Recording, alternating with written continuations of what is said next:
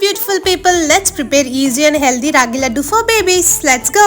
First ఒక కడాయి తీసుకొని అది మీడియం హీట్లోకి వచ్చిన తర్వాత మీకు నచ్చిన నట్స్ అయితే వేసుకొని డ్రై ఫ్రై అయితే చేసుకోండి.